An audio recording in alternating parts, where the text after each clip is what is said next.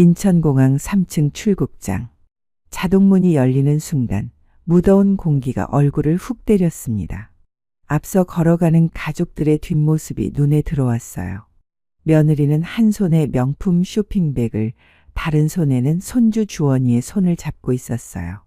사돈은 면세점에서 산 가방을 보며 연신 웃고 있었고, 아들은 아내 옆에서 캐리어 하나만 끌고 있었어요. 그 뒤로 저는 묵묵히 남은 캐리어 2개를 끌며 따라갔습니다. 다들 여행을 만끽하고 온 사람들의 얼굴이었어요. 햇볕에 살짝 탄 피부, 만족스러운 미소, 손에 든 기념품들. 그런데 저는 왜 이렇게 마치 짐꾼처럼 뒤에서 터벅터벅 걸어가고 있는 걸까요? 공항 로비를 가로지르며 문득 드는 생각이었어요. 나는 그냥 짐꾼이구나. 지들 편하려고 데리고 다니는구나. 공항에서 집까지 가는 택시 안에서도 마찬가지였어요. 앞자리에 앉은 며느리와 아들은 여행 얘기로 신이 나 있었어요. 여보, 그 레스토랑 진짜 맛있었지? 다음에 또 가고 싶어. 응, 분위기도 좋았고 사진도 잘 나왔어. 뒷자리에서 손주를 안고 있던 사돈이 끼어들었어요. 우리 딸이 고른 곳은 역시 달라. 안목이 있어. 엄마도 스파 받으셔서 얼굴이 확실히 좋아졌어요. 그 사이에서 저는 창밖만 바라보고 있었어요. 대화에 끼어들 틈도 할 말도 없었거든요. 제가 기억하는 여행은 그들이 말하는 것과는 완전히 달랐으니까요. 집에 도착해서 현관 앞에 섰을 때 며느리가 자연스럽게 말했어요. 어머님, 캐리어는 여기다 두시고 들어가세요. 제가 이따가 정리해서 어머님 방에 갖다 드릴게요. 저는 말없이 고개만 끄덕이고 손잡이가 다 해진 제 낡은 캐리어를 현관에 세워두었어요. 여행 다녀오시느라 고생 많으셨어요. 일찍 들어가서 쉬세요. 고생 많았다는 말을 들으니 기분이 묘했어요. 정말 고생이었거든요. 그런데 그 고생의 의미를 며느리가 제대로 알고 하는 말일까요? 제 방으로 들어가서 문을 닫는 순간 갑자기 눈물이 쏟아졌어요. 3박 4일의 여행이었는데 왜 이렇게 피곤하고 서럽고 허탈할까요? 침대에 털썩 앉아서 여행을 되돌아봤어요. 사실 애초에 이 여행을 가고 싶지 않았어요. 2주 전 화요일 저녁이었어요. 어머니, 이번 달 말에 휴가를 좀 길게 낼 수 있을 것 같아서요. 그래? 요즘 워낙 바빠 보이던데. 회사에서 프로젝트가 끝나면서 연차를 몰아서 쓸 수 있게 됐다고 하더군요. 그래서 온 가족이 여행을 계획하고 있다는 얘기였어요. 괌으로 3박 4일 정도 생각하고 있는데 어떠세요? 그래, 너희들 재밌게 다녀와라. 자연스럽게 나온 대답이었어요. 아니에요. 어머니도 같이 가요. 뭐? 어머니도 같이 가자고요. 가족 여행이니까. 아니다, 괜찮다. 너희들끼리 가거라. 나는 집에서 쉬는 게 좋아. 사실 마음속으로는 여러 가지 걱정이 앞섰어요.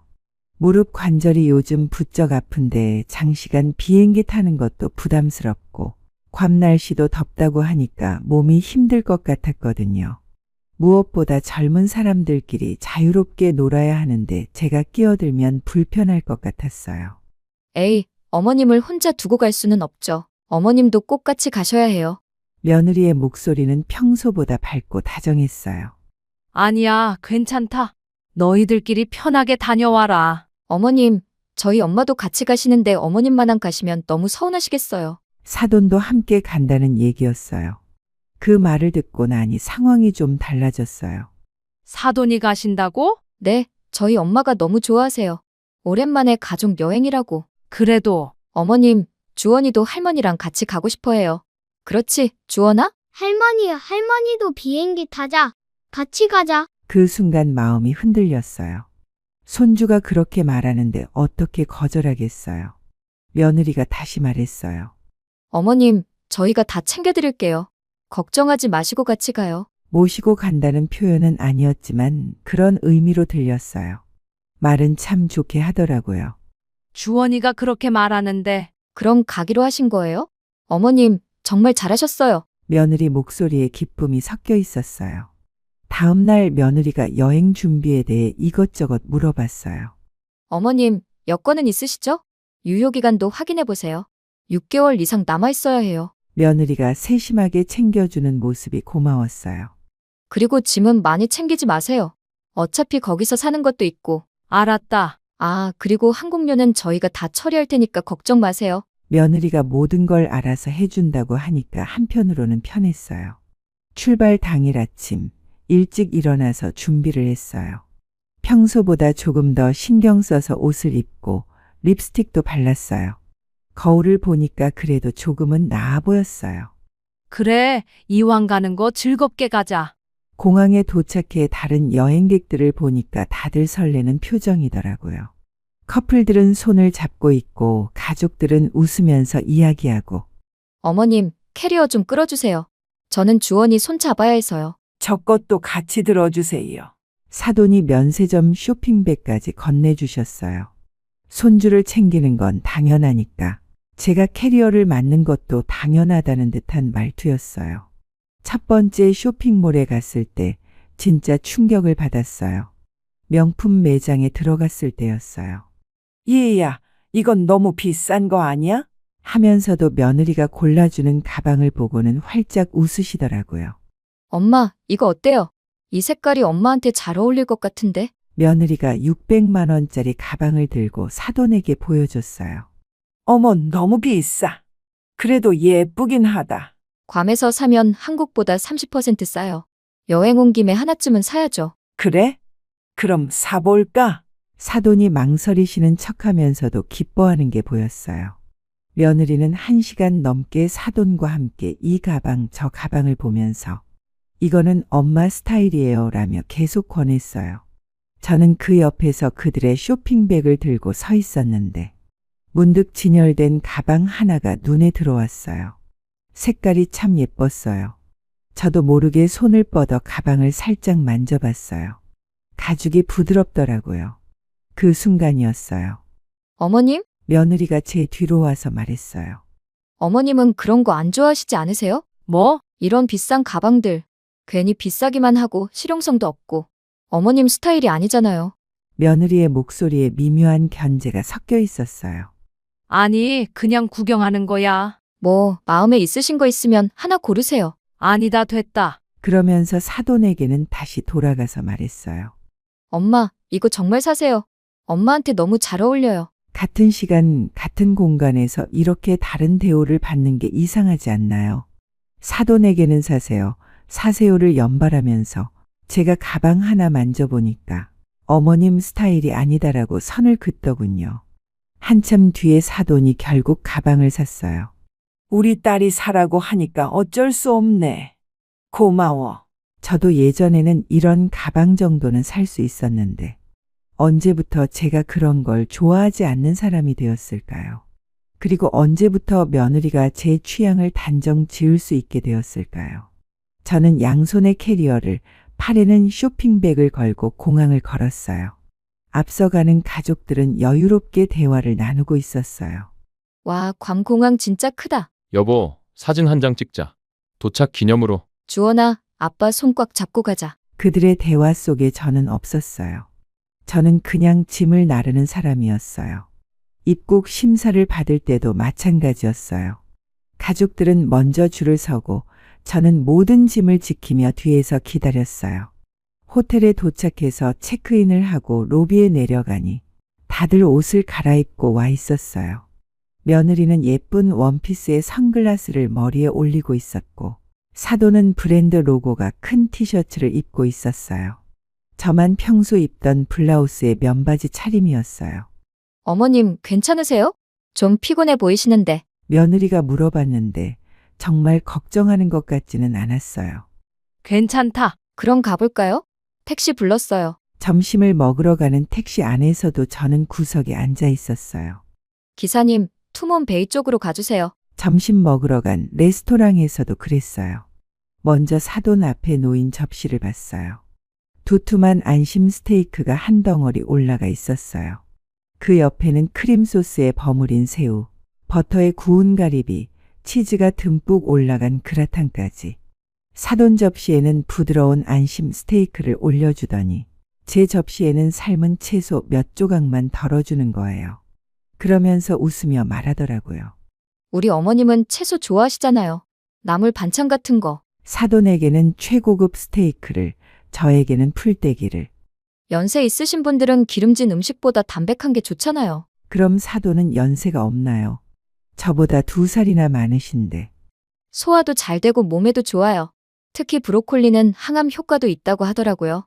며느리가 계속 설명하는데 저는 참을 수가 없었어요. 나도 스테이크 먹을 줄 알아. 제가 조용히 말했어요. 아, 물론이죠. 하지만 어머님은 평소에도 채소 위주로 드시잖아요. 평소에 채소를 먹는다고 해서 스테이크를 못 먹는 건 아니잖니? 아, 그게 아니라 여행 와서 갑자기 기름진 음식 드시면 속이 불편하실까 봐서요. 며느리가 당황한 듯 말을 더듬었어요. 그럼 사돈은 왜 스테이크를 줬니? 저희 엄마는 평소에도 고기를 잘 드셔서 말이 안 되잖아요. 제가 채식주의자도 아니고 평생 고기를 안 먹고 산 것도 아닌데. 옆 테이블을 보니까 다른 할머니들도 스테이크를 드시고 계시더라고요. 저보다 나이가 더 많아 보이는 분들도요. 그런데 왜 저만 풀만 먹어야 하는 건가요? 어머님, 맛없으세요? 고기 새로 시켜다 드릴까요? 며느리가 물어봤는데 이미 다 먹어가는 마당에 지금 주문하면 또 얼마나 오래 걸리는데요. 됐어. 드레싱도 싱거웠고 양도 적었어요. 무엇보다 기분이 너무 나빴어요. 사돈은 스테이크를 맛있게 먹으면서 말했어요. 이거 정말 부드럽네. 우리 딸이 잘 골라줬어. 아들은 허겁지겁 볶음밥을 퍼서 먹고 있었어요.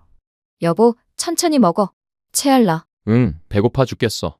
비행기에서 기내식이 별로였어. 아들은 엄마인 저는 쳐다보지도 않고 자기 음식에만 집중하고 있었어요. 저만 혼자 토끼처럼 풀을 뜯어먹고 앉아 있었어요.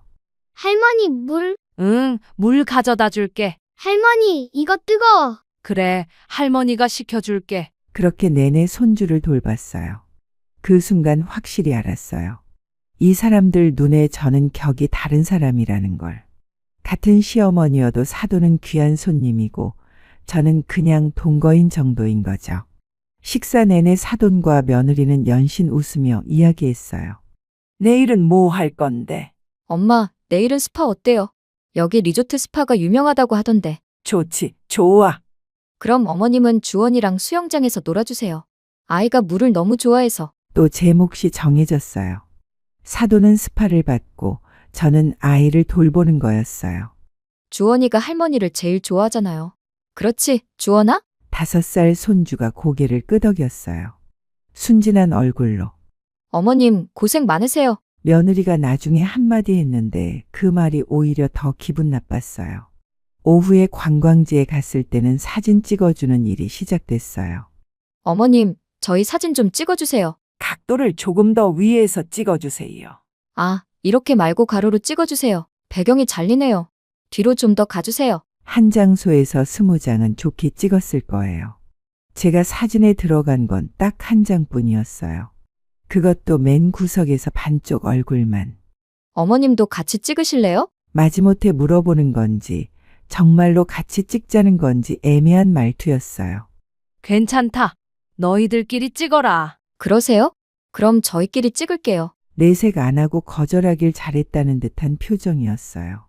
저는 짜증이 났지만 오랜만에 오는 가족 모임에서 큰 소리 나는 게 싫어서 혼자 꾹 참았습니다.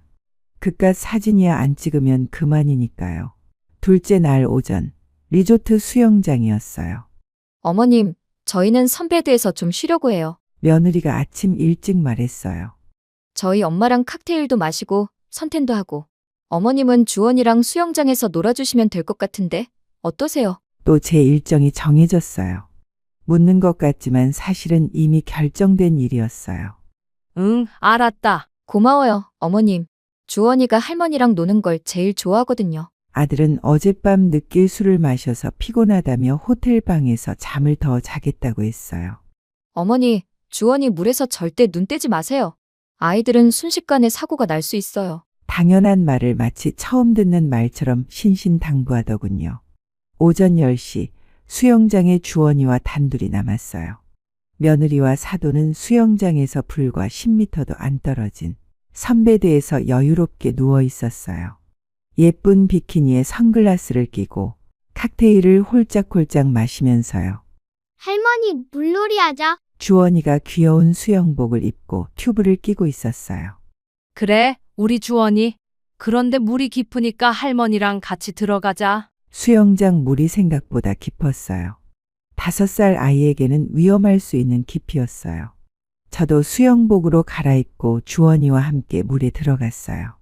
7월 밤의 햇볕은 뜨거웠지만 수영장 물은 시원하고 좋았어요. 할머니, 이것 봐. 주원이가 작은 물총으로 물을 쏘며 깔깔거렸어요. 우와, 우리 주원이 물총 잘 쏘네. 아이의 순수한 웃음을 보니 저도 절로 웃음이 났어요. 젊었을 때 우리 아들도 저랬지. 물만 보면 신나서 하루 종일 놀았었지. 그런 추억에 잠시 마음이 따뜻해졌어요. 그래, 이런 순간이 있으니까 여행 온 보람이 있지. 선베드에서는 며느리와 사돈이 우아하게 쉬고 있었어요. 엄마, 이 칵테일 정말 맛있어요. 하나 더 시킬까요? 그래, 여행 온 김에 실컷 즐기자. 그들의 여유로운 웃음소리가 수영장까지 들려왔어요. 주원이와 함께 물놀이를 하면서 1시간 정도 지났을까요? 할머니, 나 튜브 벗을래? 아니야, 주원아. 튜브 끼고 있어야 해.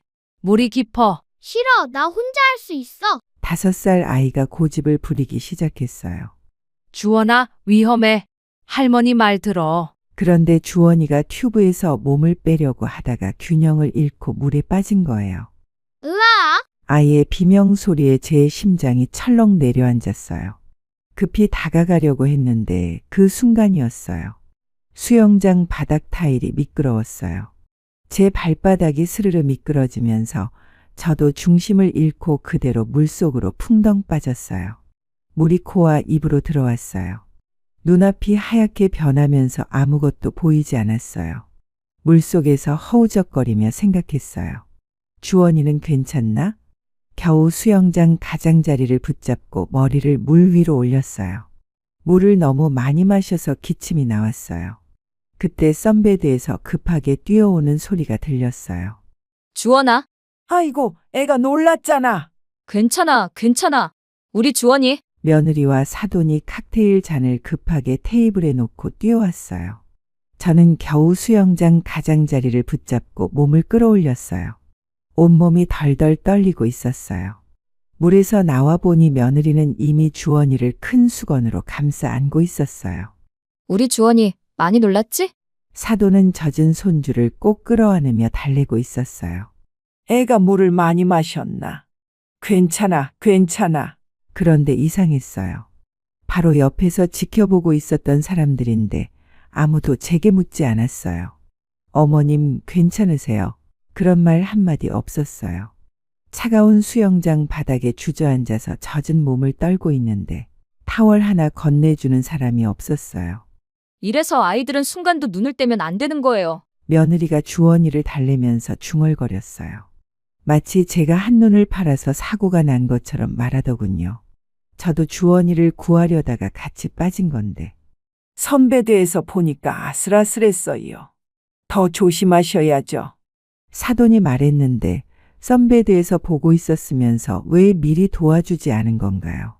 한참 뒤에야 호텔에서 잠을 자던 아들이 급한 전화를 받고 헐레벌떡 내려왔어요. 뭔 일이야? 갑자기 연락 와서. 아들은 저를 한번 훑어보더니 물었어요. 엄마, 괜찮아요? 그제서야 나온 말이었어요. 한참 뒤에. 저는 젖은 머리를 털며 대답했어요.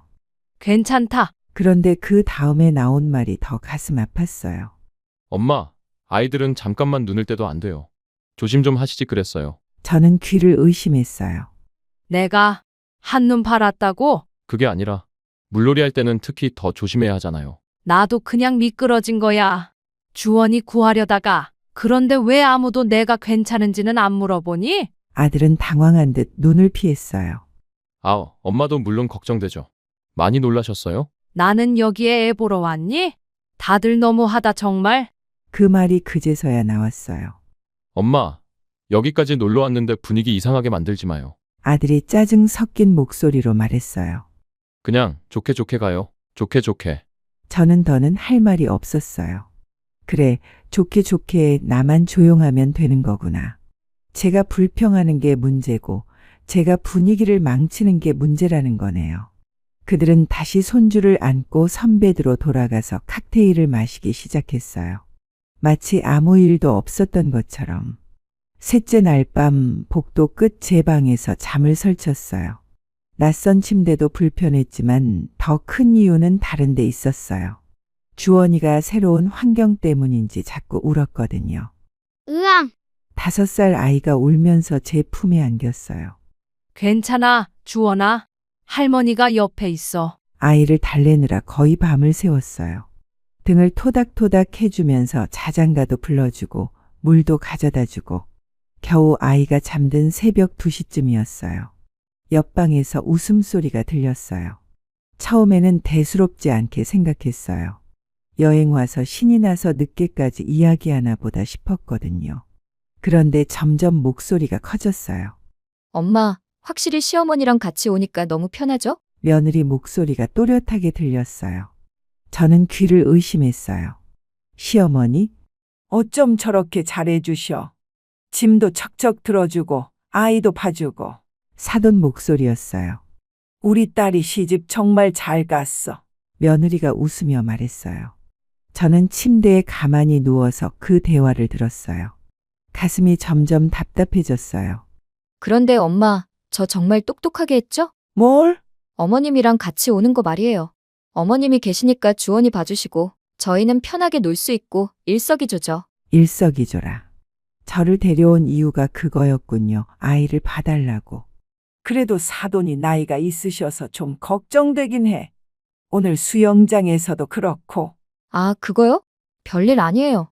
어머님이 워낙 건강하시거든요. 엄마, 솔직히 말하면 이번 여행도 어머님 없이 왔으면 더 재밌었을 텐데. 왜? 음식도 자유롭게 먹고 쇼핑도 마음껏 하고 어머님 눈치 보느라 좀 불편했거든요. 역시 시자는 어쩔 수 없는 건가. 어머님 눈치라. 제가 언제 눈치를 준 적이 있나요? 오히려 저는 계속 눈치만 보고 살았는데. 그래도 이번엔 사돈이 주원이 봐주셔서 우리가 편했잖아. 근데 다음번엔 주원이도 좀 더 클 테니까 굳이 어머님이 안 오셔도 될 것 같아요. 그 순간 깨달았어요. 이 여행에서 저는 가족이 아니라 집 나르는 사람, 아이 돌보는 사람, 눈치 보는 사람. 그게 제 역할이었어요. 나이 든 사람은 귀도 어둡다고 생각하시는군요. 그래도 목소리 좀 낮춰요. 응, 알았어. 새벽 3시가 넘어서야 그들의 대화가 끝났어요. 저는 천장을 바라보며 눈물을 흘렸어요. 3박 4일 동안 느꼈던 모든 서운함과 억울함이 한꺼번에 터져 나왔어요. 내가 뭘 잘못했나? 짐도 들어주고 아이도 봐주고 불평 한 번 안 했는데. 그런데 왜 저는 이렇게 취급받아야 하는 걸까요? 다음 날 아침 아무렇지도 않게 인사하는 며느리와 사돈을 보며 생각했어요. 어머님, 잘 주무셨어요? 어젯밤 대화를 들은 후로는 그들의 모든 말과 행동이 가식으로 느껴졌어요. 이 여행이 끝나면 뭔가 달라져야겠다는 생각을 했어요. 더 이상 이런 취급은 받고 싶지 않았거든요. 어머님, 캐리어 좀 잘 잡아주세요. 넘어질 수 있어요. 며느리가 뒷좌석에서 말했어요. 제 무릎 위에는 그들의 면세점 쇼핑백들이 가득했어요.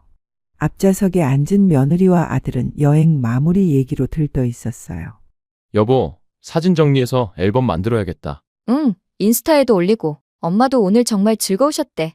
다음에 또 가자고 하시더라. 사돈 얘기였어요. 제 얘기는 없었어요. 오후 4시 집 앞에 도착했어요. 현관 앞에서 며느리가 자연스럽게 말했어요. 어머님, 여행 다녀오시느라 고생 많으셨어요. 일찍 들어가서 쉬세요. 고생 많았다는 말을 들으니 기분이 묘했어요. 정말 고생이었거든요. 그런데 그 고생의 의미를 며느리가 제대로 알고 하는 말일까요? 거실로 들어가니 집이 그대로 있었어요. 떠나기 전과 똑같이. 그런데 왜 이렇게 낯설게 느껴질까요? 며느리는 바로 소파에 털썩 주저앉으며 말했어요. 아, 집이 최고야. 역시 우리 집이 제일 편해. 우리 집이라. 제 이름으로 되어 있는 집인데 언제부터 우리 집이 되었나요? 자기야, 빨래부터 돌리자. 여행 가서 입은 옷들 다 빨아야 해. 아들이 캐리어를 열면서 말했어요. 저는 그 광경을 멍하니 바라보다가 제 방으로 들어갔어요. 방문을 닫는 순간 갑자기 눈물이 쏟아졌어요. 3박 4일의 여행이었는데 왜 이렇게 피곤하고 서럽고 허탈할까요? 침대에 털썩 앉아서 여행을 되돌아봤어요. 특히 어젯밤 들었던 그 대화들이 계속 머릿속을 맴돌았어요. 1시간쯤 지났을까요? 노크 소리가 났어요. 어머님, 저 들어가도 될까요? 며느리 목소리였어요. 응, 들어와. 며느리가 들어오면서 제 캐리어를 끌고 왔어요. 정리하시기 편하게 침대 위에 올려드릴까요? 괜찮다. 내가 할게. 아, 그리고 어머님. 다음에 또 가족 여행 가면 어머님도 같이 가세요. 어머님이 계셔야 가족 여행이죠. 거짓말이라는 걸 알고 있어서 더 기분이 나빴어요. 어젯밤에 다음번엔 우리끼리만 가자고 했으면서 지금은 같이 가세요라니. 됐다. 나는 이제 여행 안 갈 거야. 에이, 왜요? 어머님 이번에 완전 좋으셨잖아요. 제가 언제 여행을 좋아한다고 했나요? 나이도 있고 몸도 예전 같지 않아. 쉬고 싶으니 이만 나가라. 옷을 정리하다가 서랍을 열었어요. 등기권리증, 인감, 통장들, 보험증서. 모든 서류들이 가지런히 정리되어 있었어요. 이 집 제 이름으로 되어 있어요. 몇 년 전 아들이 결혼하면서 집을 구할 때 전세금이 부족하다고 해서 제가 평생 모은 돈을 보태서 산 집이에요. 그때는 가족이니까 당연하다고 생각했어요. 그런데 이제 와서 보니 돈은 제가 됐지만 집의 주인은 며느리가 된 것 같아요. 우리 집이 제일 편해라고 말하는 며느리를 보니까 더 그런 생각이 들었어요. 화요일 아침, 평소처럼 아침 준비를 하고 있는데 며느리가 말했어요. 어머님, 오늘 주원이 어린이집 보내고 나서 친구들이랑 만날 약속이 있어서요. 저녁 좀 늦을 것 같아요. 그래, 알았다. 어머님이 저녁 해주시면 안 될까요? 간단하게라도. 또 제 일이 늘었어요. 물어보는 것 같지만 사실은 시키는 거였어요. 그리고 어머님, 빨래도 좀 걷어주세요. 오늘 비 온다고 하네요. 아들은 이미 출근했고 며느리도 주원이를 어린이집에 보내고 나갔어요. 집에 혼자 남았어요. 조용한 집안에서 설거지를 하면서 생각했어요. 언제까지 이렇게 살아야 할까? 여행에서 돌아온 후 일상은 더 답답했어요. 여행에서 느꼈던 그 소외감이 집에서도 계속됐거든요. 식기를 정리하다가 문득 서랍을 열었어요. 등기 권리증이 보였어요. 이 집, 제 이름으로 되어 있는 집. 그 순간 번뜩 생각이 들었어요. 내가 왜 여기서 눈치를 보고 살아야 하지? 더 이상 망설이지 않았어요. 외투를 챙겨 입고 집을 나섰어요. 동네에 있는 부동산 사무소 문을 열고 들어갔어요. 안녕하세요. 중년 남자 사장이 반갑게 인사했어요. 어르신, 무슨 일로 오셨어요? 집을 팔려고 하는데요. 아, 매매요? 어디 집이신지요? 주소를 알려드리니까 사장이 눈을 크게 떴어요. 그 아파트요? 거기 시세가 많이 올랐는데요. 좋은 시기에 파시는 거네요. 얼마나 받을 수 있을까요? 최근 거래가를 보니까 한 4억 5천원 받으실 수 있을 것 같은데요. 생각보다 많이 올랐더라고요. 그럼 매물로 내놓으시겠어요? 그럼 서류 준비해서 다시 오세요. 언제까지 준비하면 될까요? 이번 주 안에 오시면 되고요. 매물 올리는 거야 금방이니까 걱정 마세요. 감사합니다. 부동산을 나오면서 가슴이 두근거렸어요. 무서우면서도 시원했어요. 부동산 다음에 간 곳은 핸드폰 통신사였어요. 어르신, 무슨 일로 오셨나요? 젊은 직원이 물어봤어요. 핸드폰 번호를 바꾸고 싶어요. 번호 변경이요? 특별한 이유가 있으신가요? 개인적인 사정이에요. 아, 네. 그럼 신분증 가져오셨나요? 서류를 작성하면서 직원이 말했어요. 통신사를 나오면서 핸드폰을 켜봤어요. 새로운 번호가 화면에 뜨는 걸 보니까 뭔가 새로운 시작 같은 기분이 들었어요. 오후 6시쯤 며느리가 들어왔어요. 어머님, 저 왔어요. 밝은 목소리였어요. 친구들과 만나서 기분이 좋았나 봐요. 어머님, 저녁 준비해 주셨어요? 아니, 안 했어. 며느리가 순간 당황한 표정을 지었어요. 아침에 부탁드렸는데. 오늘은 안 했어. 그럼 뭘 먹죠? 주원이도 곧 와야 하는데. 네가 해. 네? 며느리가 더 당황했어요. 평소에 제가 아니니까요. 어머님, 혹시 기분 상한 거 있으세요? 아니야. 그냥 오늘은 하기 싫어서. 그렇게 대답하고 제 방으로 들어갔어요. 아들과 며느리가 서로 눈빛을 주고받았어요. 뭔가 이상하다는 표정이었어요. 하지만 저는 아무렇지도 않게 라면을 끓여서 먹었어요. 새벽 5시 알람도 맞추지 않았는데 저절로 눈이 떠졌어요. 창밖은 아직 어두웠지만 마음은 이상하게 맑았어요. 오늘이 바로 그 날이라는 걸 알고 있었거든요. 조용히 일어나서 옷장을 열었어요. 많은 것을 가져갈 필요는 없었어요. 평소 입던 편한 옷 몇 벌, 속옷, 세면도구, 그리고 가장 중요한 서류들, 등기권리증, 인감, 통장, 신분증, 작은 여행 가방 하나에 다 들어갔어요. 30년 넘게 살면서 모은 것들이 고작 이것뿐이라니 생각해보니 씁쓸하기도 했어요. 거실로 나가서 마지막으로 둘러봤어요. 냉장고에는 제가 담근 김치가 가득했고 쌀통에는 제가 사다 놓은 햅쌀이 있었어요. 화장대 위에는 평소 쓰던 크림들, 욕실에는 제 칫솔. 모든 걸 그대로 두고 나가기로 했어요. 현관에서 신발을 신으면서 마지막으로 생각했어요. 이제 정말 끝이구나. 새벽 5시 30분 택시를 불렀어요. 어디로 가시나요? KTX역으로 가주세요. 기사님이 백미러로 저를 한번 보더니 물어봤어요. 이른 시간에 어디 멀리 가시나 봐요. 고향에 가요. 아, 그러시군요. 오랜만에. 네, 오랜만이에요. 택시가 출발하면서 집이 점점 작아졌어요. 그 집에서는 아무도 제가 떠났다는 걸 몇 시간 뒤에야 알게 될 거예요. 새 번호로 바꾼 지 며칠 안 됐으니까 아무도 연락할 방법이 없을 거예요. 기차역까지 가는 30분 동안 마음이 점점 가벼워졌어요. 오랜만에 고향에 가려니 설레기도 하고 두근거렸어요. KTX 표를 끊으면서 이상한 기분이 들었어요. 전남 담양까지 한 장이요. 기차표를 받아들면서 생각했어요. 언제 마지막으로 혼자 기차를 탔을까? 열차 안에서 창밖을 바라보니 풍경이 빠르게 지나갔어요. 도시의 빌딩들이 점점 사라지고 논밭이 나타나기 시작했어요.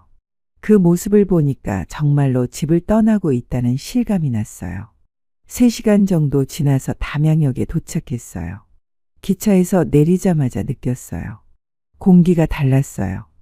도시의 매연 냄새와는 완전히 다른 맑고 깨끗한 공기였어요. 숨을 크게 들이쉬었어요. 아, 절로 감탄사가 나왔어요. 언제부터인가 이런 공기를 마시는 것도 있고 살았구나 싶었어요. 역 앞에서 택시를 탔어요. 어디로 가시나요? 마을로 가주세요. 아, 거기요? 고향이세요? 네, 고향이에요. 오랜만에 내려오신 것 같은데 많이 변했을 거예요. 택시가 시골길을 달리는 동안 창밖 풍경을 유심히 봤어요. 어릴 때 뛰어놀던 들판, 여름이면 물놀이하던 개울. 세월이 흘렀지만 그 모습 그대로였어요. 가슴이 예전 그대로 뛰었어요. 제일 먼저 찾아간 곳은 어릴 때부터 친한 친구 미숙인의 집이었어요.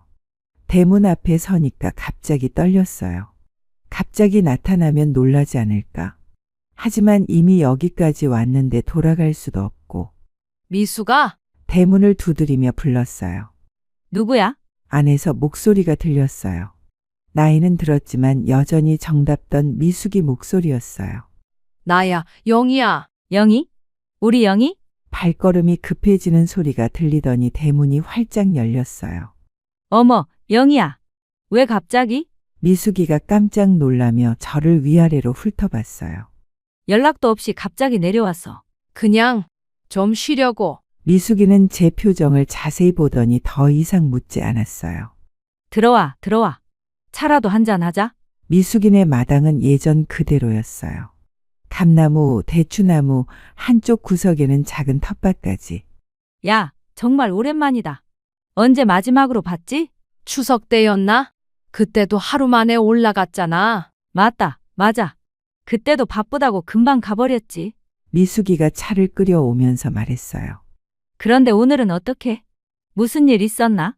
그냥 답답해서. 미숙이가 제 옆에 앉으며 물어봤어요.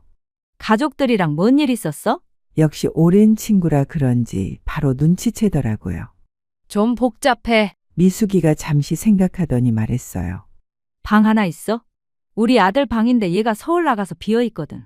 정말? 괜찮을까? 뭐가 괜찮냐 안 괜찮냐? 친구 사이에. 미숙이가 저녁을 차려주었어요. 시골에서 기른 채소로 만든 나물들, 텃밭에서 딴 상추, 직접 담간 된장찌개. 와, 이거 정말 맛있다. 그래? 다 우리가 기른 거야. 농약도 안 쳤어. 오랜만에 제대로 된 밥을 먹는 기분이었어요. 여행에서 풀떼기만 먹고 집에서도 늘 눈치 보며 대충 때우던 식사와는 천지 차이였어요. 영희야, 그런데 진짜 속 시원하지? 뭐가? 집 나온 거. 그동안 얼마나 답답했겠어. 그 말을 듣는 순간 눈물이 핑 돌았어요. 응, 진짜 시원해. 정말 그랬어요. 가슴에 맺혔던 무언가가 다 풀린 것 같았어요. 미수가, 응, 말해봐. 나 진짜 사는 게 아니었어. 미숙이가 젓가락을 놓고 제 얼굴을 바라봤어요. 그동안 얼마나 힘들었는지. 정말 죽지 못해 사는 것 같았어. 여행 갔을 때 말이야. 나만 짐꾼처럼 캐리어 끌고 다니고 사진만 찍어주고. 목소리가 떨렸어요. 왜 나만 그렇게 취급받아야 하는지 모르겠어. 미숙이가 한숨을 쉬었어요. 그리고 수영장에서 내가 물에 빠졌을 때도 아무도 걱정 안 해. 손주만 걱정하고. 어머, 그랬어. 그럼 아들은 뭐 했는데? 우리 아들? 쓴웃음이 나왔어요. 아들은 더 가슴 아파. 엄마, 좋게 가요래. 좋게? 응, 내가 물에 빠져서 죽을 뻔했는데도 좋게래. 내가 불평하면 분위기 망친다는 식으로 말하더라고. 미숙이가 혀를 찼어요. 그게 아들이냐? 집에 와서도 마찬가지야. 며느리 눈치만 보고 나한테는 관심도 없어. 된장찌개를 한 숟가락 떠먹으면서 계속 말했어요. 며느리가 어머님, 저녁 해주세요라고 하면 아들은 아무 말도 안 해. 당연하다는 듯이. 그럼 너는 언제 쉬어? 쉴 시간이 어디 있어. 빨래, 청소, 밥, 설거지. 다 내 몫이야. 그럼 며느리는 뭐해? 친구들이랑 만난다고 나가고 쇼핑한다고 나가고. 나는 집에서 주원이 봐주고. 미숙이가 고개를 저었어요. 그게 말이 되냐? 정말 사람들이 어떻게 그럴 수가 있어? 그때 정말 확신했어. 내가 가족이 아니라 그냥 이용당하는 존재구나. 눈물이 뚝뚝 떨어졌어요. 집에서도 마찬가지야. 며느리가 우리 집이 제일 편해라고 하는데 내 이름으로 된 집인데 언제부터 우리 집이 된 건지. 너 이름으로 된 집인데. 응, 아들 결혼할 때 내가 평생 모은 돈 다 보태서 산 집이야. 그럼 주인은 너잖아. 맞아. 근데 나는 눈치 보면서 살고 있어. 내 집에서. 미숙이가 한숨을 길게 내쉬었어요. 영희야, 그동안 정말 고생했구나. 아들이 결혼하면 좋을 줄 알았는데 더 외로워졌어. 아들은 아예 나한테 관심이 없고 며느리는 날 푸대접하고. 그래서 집 나온 거구나. 응, 더 이상은 못 살겠더라고. 잘했어, 영희야. 미숙이가 제 손을 꼭 잡아줬어요. 그런 데서 버티고 있을 필요 없어. 근데 미수가 내가 너무 이기적인 걸까? 무슨 소리야? 너 평생 아들 위해서 살았잖아. 그런데 왜 이렇게 취급받아야 하는지. 너 잘못 없어. 걔들이 잘못된 거야. 그 말을 듣고 나니까 정말로 가슴이 뻥 뚫렸어요. 미수가 고마워. 뭐가 고마워? 친구 사이에. 여기 와서 이런 얘기 들어줘서. 당연한 거지. 그리고 영희야. 응? 여기서 새로 시작해. 그동안 눈치 보고 산 거 다 잊어버리고. 그럴 수 있을까? 당연하지. 너도 너 인생 살 권리 있어. 그날 밤 정말 오랜만에 마음이 편안했어요. 누군가 제 얘기를 끝까지 들어주고 제 편이 되어준다는 것. 그것만으로도 살 힘이 생겼어요. 미숙이는 고맙게도 방 하나를 내줬고 저는 그날 밤 오랜만에 깊은 잠을 잘 수 있었어요. 30년 넘게 그 집에서 살면서도 이렇게 편안하게 잠든 적이 언제였나 싶었어요.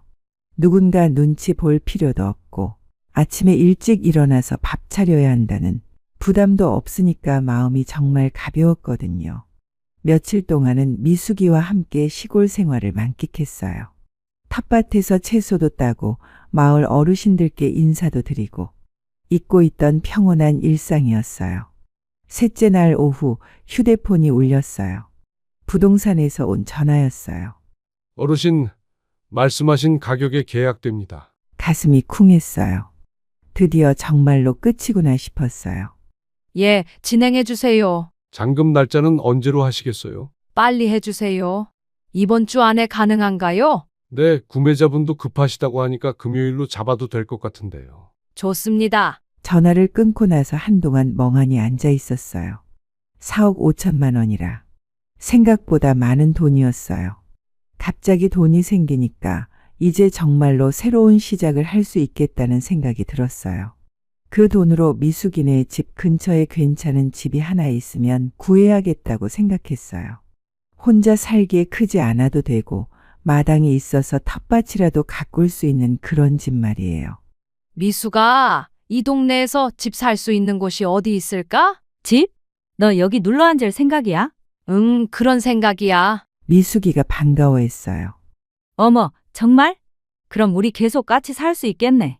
그런데 누구한테 물어봐야 할까? 이장님한테 가봐. 이 동네 일은 이장님이 제일 잘 아셔. 그래서 이장님을 찾아갔어요. 이장님은 70대 중반의 인자한 어르신이었어요. 얼굴이 영 낯익은데 혹시 정신의 막내딸 영이 아니야? 아, 네. 맞아요. 이장님이 반갑게 웃으셨어요. 어머, 몇십 년 만이야. 이장님, 안녕하세요. 정말 오랜만이에요. 그래. 내 아버지 정말 좋은 분이셨는데 서울 올라간 지가 언제였더라? 한 30년 넘었어요. 그런데 갑자기 고향에 웬일이야? 잠깐 내려온 거야. 아니요, 사실. 여기서 살고 싶어서요. 이장님이 고개를 갸웃하셨어요. 여기서? 갑자기? 네, 혹시 이 동네에서 집 구할 수 있는 곳이 있을까요? 집을 사려고? 네, 여기가 제 고향이니까. 다시 돌아와서 살고 싶어요. 이장님이 차를 내주시면서 말씀하셨어요. 그런데 영희야, 서울에서 잘 살고 있는 것 같았는데 갑자기 고향으로? 도시 생활이 너무 복잡해서요. 고향이 그리웠어요. 아, 그렇구나. 요즘 그런 사람들 많아. 나이 들면 고향이 그리워지는 거야. 이장님이 고개를 끄덕이시더니 생각에 잠겼어요. 집이라. 마침 괜찮은 곳이 하나 있긴 해. 어디요? 여기서 10분 정도 걸어가면 빈집이 하나 있어. 박씨 할아버지 집인데 자식들 따라 도시로 나가서 비어 있거든. 어떤 집인데요? 한옥이긴 한데 깔끔하게 수리해놨어. 마당도 넓고 뒤쪽에 텃밭도 있고. 한옥이라니 뭔가 끌렸어요. 가격은 어느 정도 될까요? 글쎄, 1억 정도면 될 것 같은데 여기가 워낙 시골이라. 1억이면 충분했어요. 집 팔고 남은 돈으로 여유롭게 살 수 있을 것 같았어요. 한번 보여주실 수 있나요? 그럼 당연하지. 정신의 딸인데 지금 가보자. 이장님이 자리에서 일어나시면서 말씀하셨어요. 그런데 영희야, 내 부모님 산소는 가끔 가보지. 네, 추석이나 제삿날에는 올라와요. 그래, 그래야지. 이번에 여기 살게 되면 자주 갈 수 있겠네. 이장님과 함께 그 한옥집을 보러 갔어요. 10분 정도 걸어가니까 한옥이 나타났는데 솔직히 마음에 들지 않았어요. 여기야. 대문을 열고 들어가 보니까 마당은 넓긴 한데 어딘가 을씨년스러웠어요. 집도 수리는 했다고 하는데 뭔가 어둡고 습한 느낌이 들었어요. 방이 2개, 부엌, 화장실. 좀 어둡네요. 그래도 한옥이니까 운치는 있지 않아요? 뒤쪽 텃밭도 봤는데 잡초가 무성하고 왜인지 모르게 마음이 편하지 않았어요. 이 집은 마음에 들지 않네요. 그때였어요. 어디선가 개 짖는 소리가 들렸어요. 멍멍. 여기 누가 개를 키우나 봐요. 이장님이 고개를 돌리시더니 말씀하셨어요. 아, 그거? 저쪽 집에서 나는 소리일 거예요. 저쪽요? 근처에 최근까지 살다가 나간 집이 있어. 그 집에서 개를 두고 갔거든. 개를 두고 갔다고요? 그래, 아파트 간다고 개 못 키운다고. 그래서 마을 사람들이 불쌍해서 밥도 주고 물도 주고 하고 있어요. 가슴이 아팠어요. 어떻게 개를 두고 갈 수 있을까요? 그 집 한번 봐도 될까요? 그 집 거기는 좀 관리가 안 돼서 지저분할 텐데. 괜찮아요. 그냥 궁금해서요. 이장님이 고개를 끄덕이시며 앞장서셨어요. 5분 정도 더 걸어가니까 작은 집이 하나 나타났어요. 한옥은 아니고 시골에서 흔히 볼 수 있는 단층집이었는데 마당에 빨간 기와지붕이 예뻤어요. 그런데 대문 앞에 다다르기도 전에 갑자기 누렁이 한 마리가 꼬리를 흔들며 달려왔어요. 누렁이가 제게 달려와서 안겼어요. 꼬리를 미친 듯이 흔들면서 마치 왜 이제 왔냐는 듯이 제 다리에 몸을 비비는 거예요. 어머, 이상하네.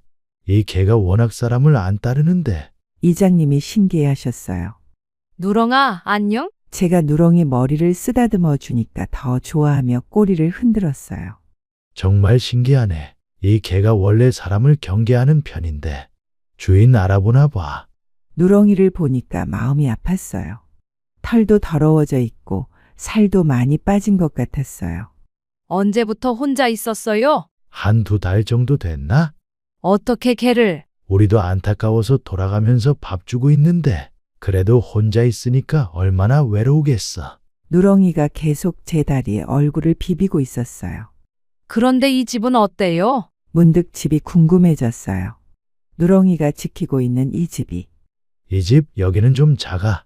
방 2개에 부엌, 화장실, 그리고 마당이 있고. 한번 봐도 될까요? 그럼. 대문을 열고 들어가니까 아까 본 한옥과는 완전히 달랐어요. 작지만 따뜻하고 포근한 느낌이 들었어요. 마당도 넓지는 않지만 아담하고 예뻤어요. 한쪽에는 작은 텃밭도 있었고요. 여기 좋네요. 정말? 아까 집보다 훨씬 작은데. 작아도 괜찮아요. 혼자 살 건데 뭘. 집 안도 들어가 봤는데 깨끗하고 살기 좋아 보였어요. 무엇보다 햇볕이 잘 들어와서 밝았어요. 누렁아, 여기가 내 집이구나. 누렁이가 제 뒤를 졸졸 따라다녔어요. 여기가 좋아요. 사실 누렁이 때문이기도 했어요. 이 아이를 혼자 둘 수가 없었거든요. 그리고 이상하게 이 집에 있으니까 마음이 편안했어요. 마치 여기가 내 집이라는 느낌이 들었어요. 누렁아, 우리 같이 살까? 누렁이가 꼬리를 더 세게 흔들었어요. 마치 좋아 라고 대답하는 것 같았어요. 며칠 후 부동산에서 최종 계약을 완료하고 나머지 짐을 찾으러 서울 집에 올라갔어요. 현관문을 열고 들어서는 순간 이상한 기분이 들었어요. 30년 넘게 살던 집인데 왜 이렇게 낯설게 느껴질까요? 제 방으로 들어가서 남은 옷가지들과 책 몇 권을 가방에 담고 있는데 현관 쪽에서 소리가 났어요. 다녀왔습니다. 아들 목소리였어요. 어머, 어머님 신발이 있네? 어머님 계세요? 며느리 목소리도 들렸어요. 저는 가방을 다 싸고 거실로 나갔어요. 어머니? 아들이 깜짝 놀라며 저를 봤어요. 어머님, 언제 오셨어요? 연락도 없이. 며느리도 당황한 기색을 감추지 못했어요. 어머님, 어디 계셨던 거예요? 연락이 안 돼서 걱정했잖아요. 잠깐 일 때문에 왔어. 무슨 일인데요? 부동산 일. 그때 아들이 제 손에 든 가방을 봤어요.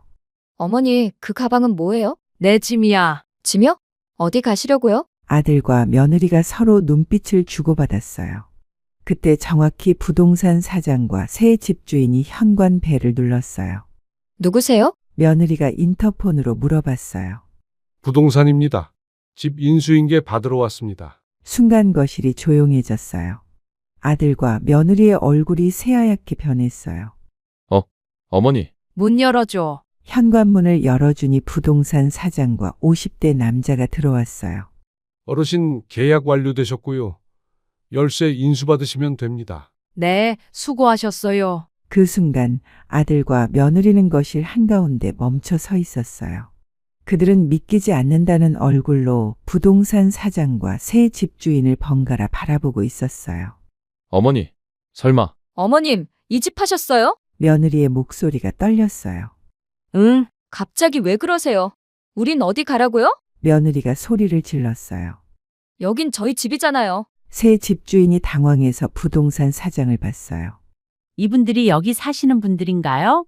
아, 네, 가족분들이신데 어르신께서 미리 얘기 안 하셨나 봐요. 아들이 급하게 말했어요. 잠깐만요. 이게 무슨 일이에요? 저희는 판 적이 없는데요. 집 등기는 어머님 명의로 되어 있어요. 어머님이 주인이시니까 파실 권리가 있으시죠. 부동산 사장이 차분하게 설명했어요. 며느리가 제게 달려들었어요. 어머님, 이게 뭐예요? 왜 말도 없이 말해도 소용없을 것 같아서. 소용없다니요? 저희도 여기 살고 있는 사람들인데. 너희는 내 돈으로 산 집에 얹혀 살던 거야. 냉정하게 말했어요. 아들이 다급하게 물었어요. 저희는 어떻게 하라고요? 너희는 나이가 몇 살인데 엄마한테 아직까지 나 어디 가요? 아 어떡해요? 라는 말밖에 못하니? 제발 니들 알아서 해. 어머니, 나도 내 인생 살아야지. 새 집주인이 조심스럽게 말했어요. 그럼 언제까지 이사 나가시면 될까요? 며느리가 울먹이며 말했어요. 이사요? 저희가 왜 이사를 나가요? 집이 제 명의로 넘어왔으니까 나가셔야죠. 며느리가 제 팔을 붙잡았어요. 어머님, 제발요. 이렇게 하시면 안 되잖아요. 왜 안 돼? 주원이는 어떡하고요? 애 어린이집도 여기 근처인데. 그것도 너희가 알아서 해. 이미 계약 끝났어. 늦었다. 부동산 사장이 시계를 보며 말했어요. 일단 오늘 열쇠 인수는 받고 이사는 일주일 정도 여유를 드릴게요. 며느리가 히스테리를 부렸어요. 일주일요? 일주일 만에 어떻게 이사를 가요? 보통 그 정도 드립니다. 아들이 저를 붙잡고 말했어요. 어머니, 그럼 어머니는 어디 가실 거예요? 내가 알아서 할게. 설마 노숙하시려는 건 아니죠? 참 별 걱정을 다 하네. 노숙해야 되는 건 너희 아니니? 며느리가 갑자기 돌변해서 다른 말을 했어요. 어머님, 혹시 이 집 얼마에 파셨어요? 역시 돈 얘기로 가는군요. 왜? 그 돈으로 더 큰 집 사서 같이 살면 되잖아요. 안 돼. 왜요? 너희랑 더 이상 같이 살기 싫어. 어머님, 그럼 저희가 뭘 잘못했다고? 모르겠어? 정말 모르겠어? 며느리가 입을 다물었어요. 새 집주인이 불편해하며 말했어요. 그럼 저는 일주일 후에 다시 오겠습니다. 그때까지 정리해 주세요. 아들과 며느리는 거실 한가운데 멈춰 서 있었습니다. 저는 가방을 들고 현관으로 향했어요. 어머니, 어디 가세요? 내 갈 곳으로. 너희는 이 집을 처음부터 당연히 너희 것처럼 여겼어. 나는 매일 숨소리 하나도 조심조심 꺼내며 살았지. 나는 고개를 들어 둘을 바라보았습니다. 근데 말이야, 이젠 나도 내 마음대로 좀 살아보려고. 너무 늦었지만 그래도 지금이라도 나를 살게 하려고. 그러니까 이제 너희도 너희 집 찾아가. 몇 달 후 저는 사람을 불러 그 집을 깨끗하게 리모델링했어요. 벽지도 새로 바르고 마루도 다시 깔고 부엌도 현대식으로 바꿨어요. 마당에는 예쁜 화단도 만들고 누렁이를 위한 계집도 새로 지어줬어요. 와, 정말 다른 집 같네. 황골탈태다. 미숙이가 완성된 집을 보고 감탄했어요. 그렇지? 나도 놀랐어. 정말 완전히 다른 집이 됐어요.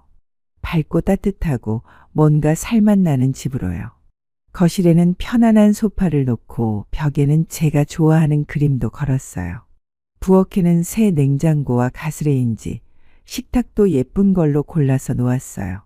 영희야, 여기 진짜 좋다. 나도 이런 집에서 살고 싶어. 그럼 자주 놀러와. 우리 누렁이도 미숙이 이모 좋아하잖아. 누렁이는 이제 완전히 제 가족이 됐어요. 털도 윤기가 나고 살도 쪄서 건강해 보였어요. 어느 날 오후 미숙이가 국수사리를 들고 놀러 왔어요. 마당에 작은 테이블을 놓고 둘이서 국수를 끓였어요. 영희야, 물 끓었다. 미숙이가 가스버너 위에 올린 냄비를 보며 말했어요. 저는 국수사리를 풀어서 끓는 물에 넣었어요. 보글보글 끓어오르는 소리가 정겨웠어요. 김치는 내가 썰게. 미숙이가 제가 담근 신김치를 도마에 올리고 잘게 썰기 시작했어요. 와, 이 김치 정말 맛있겠다. 색깔 좀 봐. 빨갛게 잘 익은 김치를 새콤하게 썰어 놓으니 보기만 해도 군침이 돌았어요. 면 거의 다 된 것 같은데? 젓가락으로 면을 들어 올려 보니 적당히 익었어요. 응, 됐다. 그릇 가져와. 미숙이가 큰 그릇 2개를 가져왔어요. 면을 건져서 그릇에 담고 뜨거운 육수를 부어줬어요. 미숙이가 썰어 놓은 신김치를 국수 위에 올렸어요. 빨간 김치가 하얀 국수 위에 올라가니 색깔이 예뻤어요. 참기름도 뿌려야지. 작은 참기름 병에서 국수 위에 몇 방울 뿌렸어요. 고소한 냄새가 솔솔 올라왔어요. 김가루도 빠뜨리면 안 되지. 마지막으로 김가루를 솔솔 뿌렸어요. 검은 김가루가 국수 위에 살짝 내려앉으니 완성이었어요. 와, 맛있겠다. 그러게. 간단한데 이렇게 맛있어 보이네. 테이블에 국수 그릇을 올리고 둘이 마주 앉았어요. 첫 젓가락을 입에 넣는 순간 진짜 맛있었어요. 시원한 육수의 쫄깃한 면, 새콤한 김치, 고소한 참기름과 김가루까지 완벽한 조합이었어요. 이거 맛있다. 역시 직접 끓인 게 최고야. 그러게. 이런 게 진짜 맛이지. 미숙이가 김치를 크게 한 입 베어 물며 말했어요. 이 김치도 내가 담갔지? 맛이 기가 막히네. 작년 겨울에 담근 거야. 잘 익었지? 완전 잘 익었어. 신맛이 딱 좋아. 국수를 다 먹고 국물을 후루루 마시며 말했어요. 미수가. 응? 한 평짜리 방에서 30년을 살았는데 왜 지금이 더 넓어 보일까? 미숙이가 국수를 후루룩 먹으며 웃었어요. 그건 마음이 넓어져서 그런 거야. 마음이 넓어져서? 응. 예전엔 마음이 답답하고 움츠러들어 있었잖아. 눈치 보고, 신경 쓰고, 스트레스 받고. 그러니까 큰 집에 살아도 좁게 느껴진 거지. 미숙이 말이 맞았어요. 근데 지금은 마음이 편하고 자유로우니까 작은 집도 넓게 느껴지는 거야. 그래, 맞는 것 같아. 정말 그랬어요. 이제야 진짜 집에 온 것 같았어요. 집은 건물이 아니라 마음이 편한 곳이더라고요. 서울에서 살던 그 넓은 아파트는 집이 아니었어요. 그냥 제가 돈을 대고 그들이 사는 공간이었을 뿐이었죠. 영희야, 요즘 표정이 정말 밝아졌다. 그래? 응, 처음 왔을 때는 얼굴이 어둡고 힘들어 보였는데 지금은 완전히 다른 사람 같아. 미숙이가 제 얼굴을 유심히 보며 말했어요. 나도 그런 것 같아. 거울 보면 예전과 다르더라고. 당연하지. 스트레스가 없으니까. 아침에 일어나서 누구 눈치 볼 필요도 없고 하기 싫은 일 억지로 할 필요도 없어요. 하고 싶으면 하고 하기 싫으면 안 하고 친구와 수다 떨고 싶으면 떨고 혼자 있고 싶으면 혼자 있고. 누렁아, 너도 행복하지? 누렁이가 꼬리를 살랑살랑 흔들었어요. 이 아이도 저처럼 버려졌다가 새로운 가족을 만난 거예요. 미수가, 나 여기 온 게 정말 잘한 것 같아. 당연하지. 그때 용기 낸 거 정말 대단했어. 그날 오후 미숙이와 함께 마당에 꽃을 심었어요. 코스모스, 해바라기, 나팔꽃. 내년 봄이 되면 예쁘게 필 거예요. 영희야, 그런데 서울 가족들 연락 안 와? 한동안 잊고 있던 얘기였어요. 차단해놔서 안 받았어. 사실 가끔 궁금하긴 했어요. 그들이 어떻게 지내는지. 하지만 그리워하지는 않았어요. 오히려 연락 안 오는 게 편했어요. 해가 질 무렵 미숙이가 집으로 돌아갔어요. 저는 누렁이와 함께 마당에 앉아서 노을을 봤어요. 하늘이 온통 분홍빛으로 물들어 있었어요. 이제 저는 정말 행복해요. 어머님, 대체 무슨 일이 있었던 거예요? 아니, 애가 자꾸 울어서. 물이라도 좀 주려다가 뒤로 넘어져서. 어머님, 애는 한순간도 눈 떼면 안 된다니까요. 머리 봐요. 혹도 났잖아요. 준호가 5살이 된 어느 주말 아들 부부가 내려왔습니다. 황 씨는 대문 밖까지 나가 그들을 맞이했고 준호는 아장아장 달려와 할머니 다리에 달라붙었습니다. 할머니, 삼촌. 황 씨는 그 작디 작은 몸을 번쩍 하나 올렸습니다. 아이고야, 우리 강아지 언제 이리 컸어? 말도 참 잘하네. 할머니, 이거 봐, 내가 그렸어. 준호가 이걸 그렸다고? 아이고, 잘했네. 우리 준호는 그림도 그리고 말도 잘하고 공부도 잘하겠다. 아니야, 나는 공부 안 좋아해. 나는 할머니 집에서 감나무 탈 거야. 그 말에 황 씨는 웃음이 터졌습니다. 감나무 탄다고? 그럼 감 떨어지면 너가 다 죽을 낀가? 응, 내가 다 주울게. 자, 비행기 출발합니다. 부웅. 둘째 아들이 준호를 두 팔로 번쩍 안아 올리자 준호는 금세 까르르 웃음을 터뜨렸습니다. 삼촌, 더 높이? 더 높이. 준호 탑승객님, 안전벨트 하셨나요? 이륙합니다. 그 장면을 마루에 앉아 바라보던 황 씨는 입꼬리를 천천히 올렸습니다. 둘째 아들은 어릴 때부터 아이들과 잘 놀았습니다. 동네 아이들 생일이면 풍선도 직접 불어주고 앞산에서 도토리도 따다 주었죠. 할머니, 다음에 또 올게. 밥 먹으러. 그래, 우리 준호 언제든지 와. 감 말고도 줄 거 많다. 엄마, 이번에 우리 결혼 기념일인데 다 같이 여행 가요, 가족끼리. 그 말에 황 씨는 잠시 말이 멈췄습니다. 여행? 내가 가도 되나? 그럼요. 준호도 너무 좋아할 거예요. 준호도 할머니랑 같이 놀고 싶다잖아요. 이번에 저희가 다 준비할게요. 참 장모님도 같이 갈 것 같은데 괜찮으시죠? 그래. 나만 가기엔 미안하고 사돈도 같이 가면 되지. 난 문제될 거 없어. 그런데 비행기 값도 그렇고 이것저것 많이 나갈 거 아냐. 나도 좀 보태야지. 그래야 마음이 편하지. 엄마 요즘 병원비 때문에도 힘드시잖아요. 그냥 몸만 오세요. 돈은 저희가 다 낼게요. 정말 그래도 되니?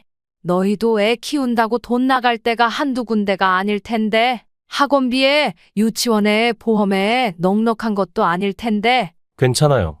저도 어머니 한 번쯤은 여행 시켜드리고 싶었어요. 정말 그냥 오시면 돼요. 아들이 그렇게 말하니 황 씨는 그저 고맙다는 말밖에 나오지 않았습니다. 그날 밤 황 씨는 조용히 방에 앉아 여행 가방을 꺼내놓고는 오래 묵은 손수건을 하나하나 개어 넣었습니다. 잠옷도 새 걸로 하나 사야겠다 싶었고 운동화도 한번 빨아 말려야겠다 싶었습니다. 마음은 이미 그 여행지에 도착해 있었죠. 여행 당일 도착한 숙소는 도시 외곽의 고급 리조트였습니다. 서울 사돈도 함께 왔고 며느리는 벌써부터 잔잔한 립스틱을 바르고 사진을 찍느라 분주했습니다. 어머님, 여기 참 조용하죠? 산책도 좋고 공기도 좋아요. 다음 날 아침 며느리는 호텔 조식 뷔페에서 노릇하게 구운 크로아상을 접시에 담으며 사돈에게 말했습니다. 엄마 이따 백화점 들르자. 이번에 새로 들어온 브랜드에 진짜 이쁜 신상이 들어왔어. 그러더니 황 씨를 돌아보며 말했습니다. 어머님은 이런 거 별로 안 좋아하시죠? 아무래도 계속 시골에서 사셨던 분이라. 가면 사람도 엄청 많고 정신 없을 거예요. 우리 준호랑 같이 계시는 게 더 좋으시죠?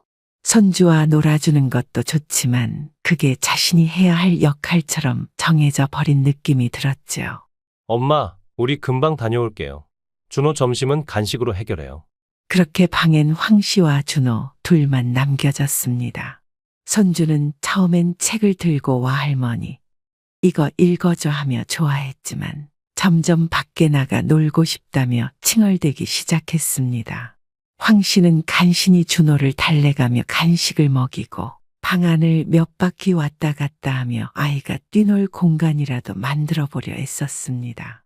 한참 뒤 며느리와 사돈이 환한 표정으로 돌아왔습니다.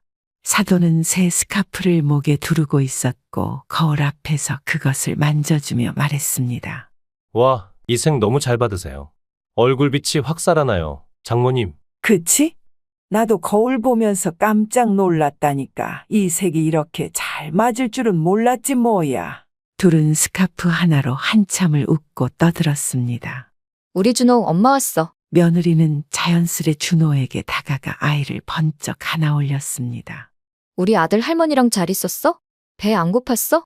엄마가 준호 좋아하는 그 빵 사왔는데 우유랑 같이 먹어볼까? 며느리는 고개를 돌려 황 씨에게 인사 한마디 없이 아이만 끌어안은 채 욕실 쪽으로 사라졌습니다. 준호야, 손 씻고 빵 먹자. 얼른. 그 문이 닫히는 순간 방 안은 적막했습니다. 황 씨는 혼자 소파에 그대로 앉아 있었습니다.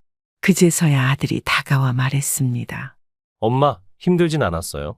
준호가 말썽 안 부렸죠? 황 씨는 조용히 웃는 척하며 대답했습니다. 힘들긴 뭐가 힘들어. 이 방 안에 갇혀 있었는데. 아들은 어색하게 웃으며 손등으로 입을 문질렀습니다. 백화점 갔다 왔다면서. 나는 뭐 좀 없니? 아, 어머니 취향을 몰라서 안 사왔는데. 어머니도 백화점 물건 쓰세요. 그 순간 황 씨의 눈이 순간 멈췄습니다. 말은 없었지만 그 말 한 줄이 깊숙이 꽂혔습니다. 그 말은 시골 사는 분이 그런 걸 왜 써요? 라는 뜻이나 다름없었습니다. 그래, 나 백화점 물건 안 써봤다. 애 키우느라 돈 아끼려고 이 손으로 감 깎아서 쌀 씻고 비누도 잘라서 썼다. 그럼 사돈은 왜 사드리니?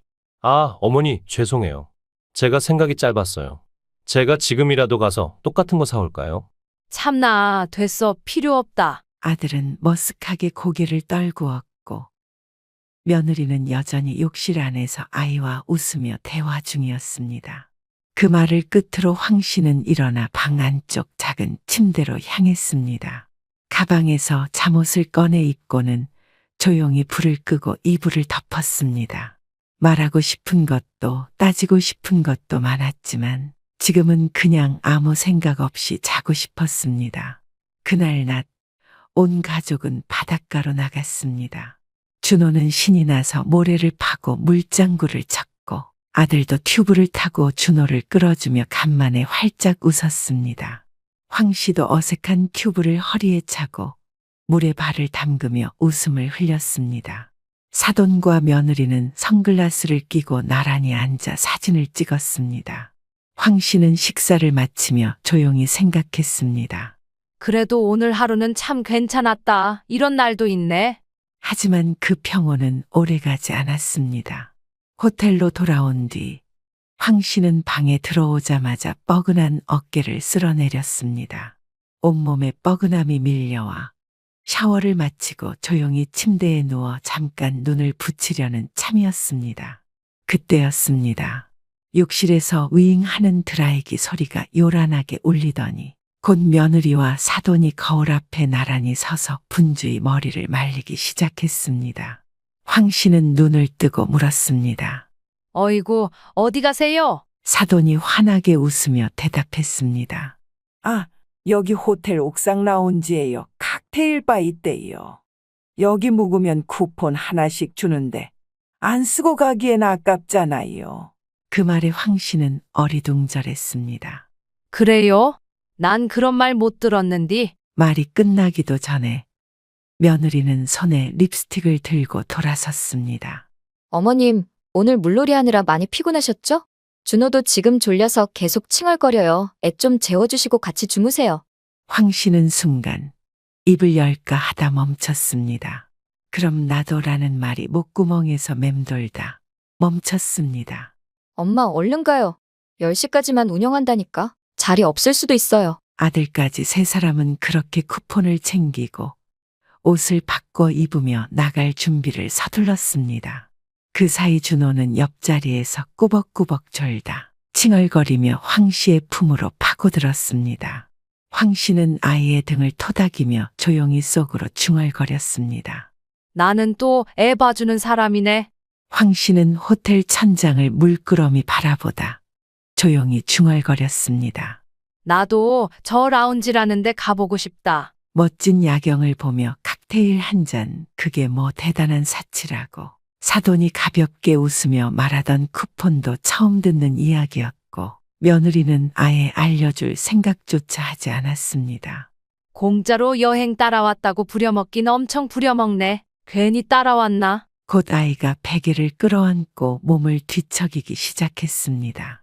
할머니, 엄마 어딨어, 엄마. 처음엔 흐느낌이었고 곧 울음으로 번졌습니다. 엄마, 나 엄마한테 갈래. 아이고, 우리 준호, 괜찮다. 할머니가 여기 있잖아. 준호는 품에 안기자 더 크게 울었습니다. 낯선 방, 익숙하지 않은 침대, 온통 불안과 피로로 뒤섞여 있었습니다. 황 씨는 아이의 등을 토닥이며 입을 열었습니다. 달님이 우리 준호 잠재운다. 준호는 소용없다는 듯 몸을 비틀며 울었습니다. 엄마, 엄마한테 갈래. 할머니가 있잖아, 준호야. 엄마 금방 올 거야, 울지 마라. 준호는 계속해서 울음을 멈추지 않았습니다.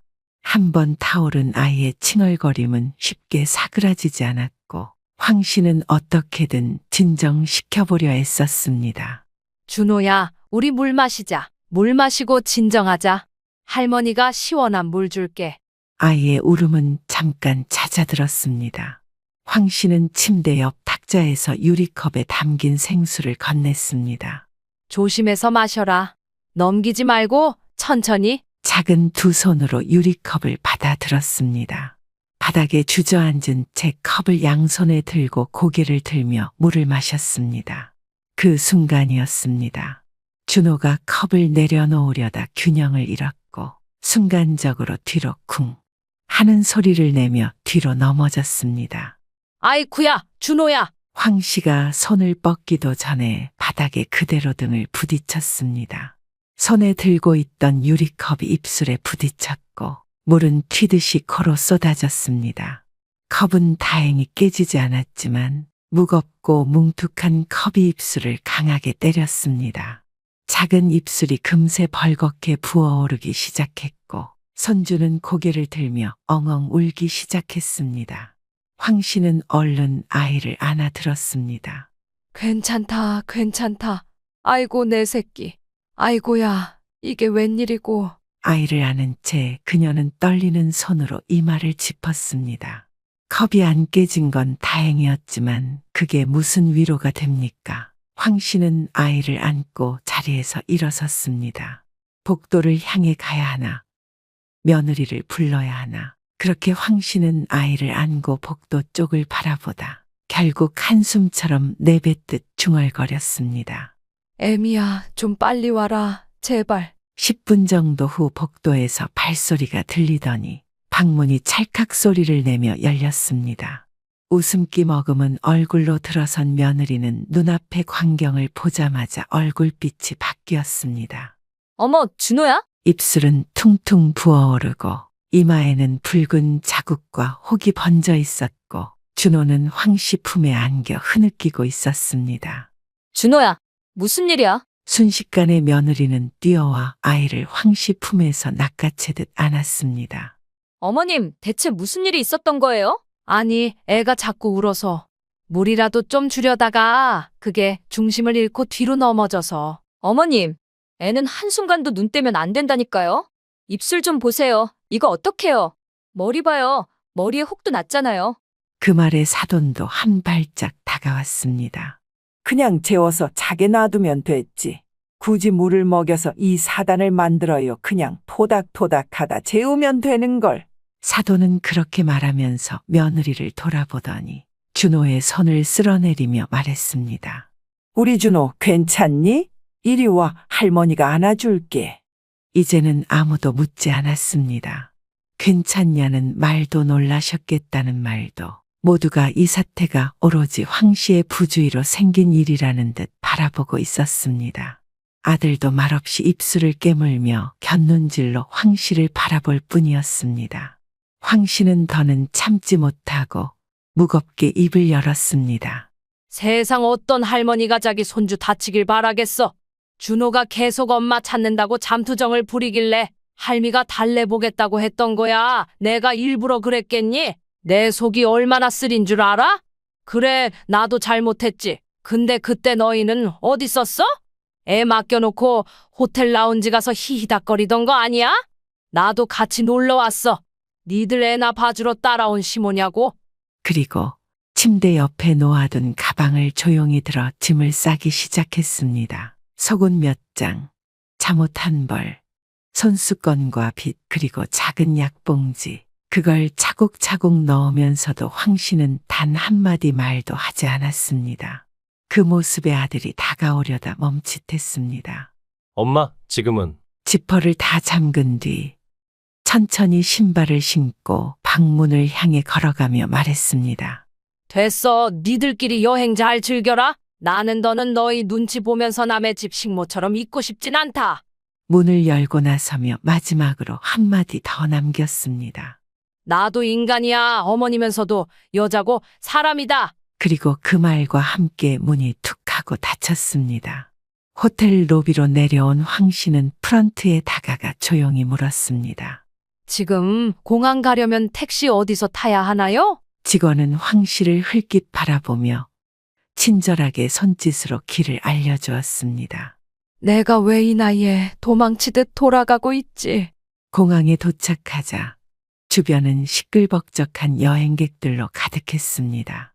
캐리어를 끄는 젊은 커플들, 가족 단위 관광객들, 기념품 가방을 든 단체 손님들. 어머, 괜찮으세요? 무거워 보이는데? 그때 옆에 있던 한국인 여성이 말을 걸었습니다. 황 씨는 멋쩍은 미소를 지으며 고개를 끄덕였습니다. 예, 괜찮아요. 근데 제가 한국 가는 비행기표를 지금 바로 예매하고 싶은데 어떻게 해야 할지 몰라서. 그 여성은 얼른 스마트폰을 꺼내들며 도와주겠다고 나섰습니다. 그렇게 황 씨는 한국으로 돌아가는 가장 빠른 비행편을 예매할 수 있었습니다. 예약이 끝난 후 황 씨는 그 젊은 여성에게 고개를 숙였습니다. 고맙습니다. 정말 괜찮아요, 어머님. 잘 돌아가세요. 힘든 일 있으셨나 봐요.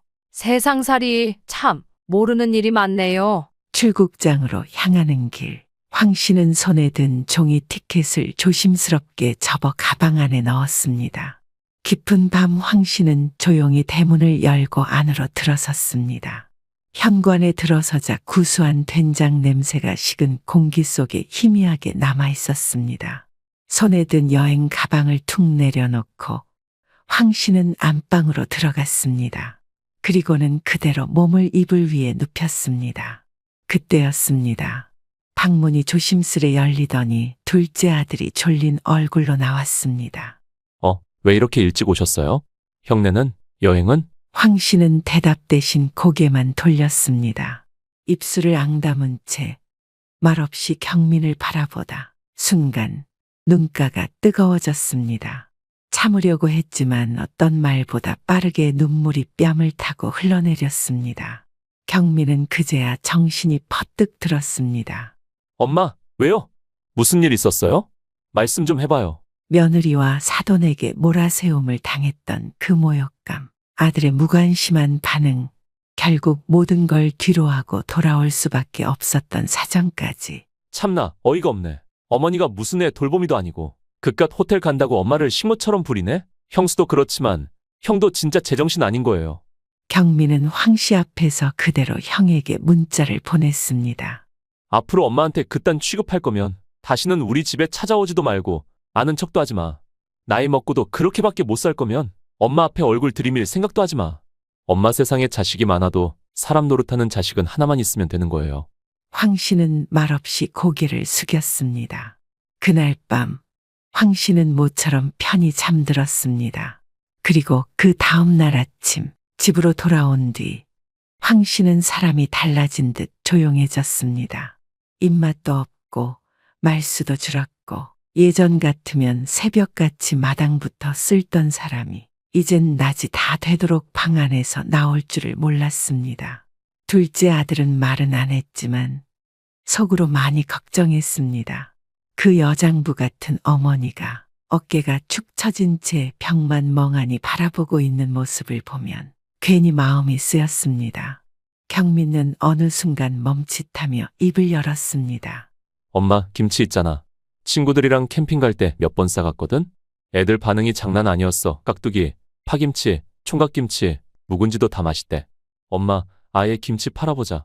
내가 다 알아봐 줄게. 요즘은 온라인으로도 많이 해. 포장도 내가 알아보고 택배 보내는 방법도 도와줄게. 그건 너라서 엄마 김치가 맛있다고 느끼는 거지. 어릴 때부터 먹어왔잖아. 아니야, 진짜야. 내 친구 중에 엄마가 식당 하시는 사람도 있는데 그분이 우리 김치 맛보고 어디서 샀냐고 묻더라. 엄마 김치는 재료도 좋고 간도 딱이야. 황 씨는 고개를 절레절레 저었습니다. 내가 무슨 그런 걸 해. 나는 그런 거 몰라. 엄마, 그냥 내가 하는 거 따라오기만 하면 돼. 처음부터 대량으로 하지 말고 딱 몇 포기만 담가서 내가 지인들한테 보내볼게. 반응 보면 그때 결정해도 돼. 엄마, 우리 진짜 한 번만 해보자. 그리고 문득 경민의 말 속에 숨겨진 마음이 느껴졌습니다. 엄마가 무너지지 않았으면 하는 엄마가 다시 예전처럼 활기를 되찾길 바라는 그 속 깊은 마음이 그렇게 며칠 뒤 황 씨는 읍내 사무소에 함께 간 경민 손에 이끌려 사업자 등록증을 하나 받았습니다. 그리고는 텃밭에서 갓을 따고 절임용 배추를 고르고 며칠 뒤엔 직접 양념을 개고 딱 10포기 처음으로 담갔습니다. 다 된 건가? 모르겠다. 그냥 먹을 만은 하겠지. 그 김치를 비닐팩에 넣고 경민과 미리 준비한 간단한 스티커 하나, 엄마 손맛 그대로 포장 박스를 덮으며 경민과 말했습니다. 그냥 되는 데까지만 해봐요. 뭐 망하면 어때요? 우리가 다 먹으면 되지. 황 씨는 그 말을 듣고 말없이 웃었습니다. 오랜만에 진심이 섞인 미소였습니다. 첫날엔 10폭이 남짓한 주문이 들어왔고 황 씨는 그것만 해도 다행이지 뭐하며 마당에 김장 비닐을 깔고 혼자 김치를 담갔습니다. 경민은 그런 어머니를 도와 카메라로 짧은 영상을 찍고 포장하는 모습까지 기록해 올렸습니다. 그 영상에 댓글이 달리기 시작했습니다. 진짜 손맛 나는 김치네요. 저희 친정엄마 돌아가시고 이런 김치는 처음이에요. 간이 딱이에요. 질지도 않고 짜지도 않고 너무 맛있어요. 일주일이 지나자 주문은 어느새 30포기를 넘겼습니다. 경민과 엑셀을 켜고 주문 내역을 확인하던 날 황 씨는 그 숫자를 보며 고개를 갸웃했습니다. 이게 지금 30포기야? 응. 아니, 벌써 댓글에 품절이냐고 묻는 사람도 있어. 다음 물량 언제 나오는지 물어보는 사람도 있고. 황 씨는 그 말을 듣고 잠시 말없이 웃었습니다.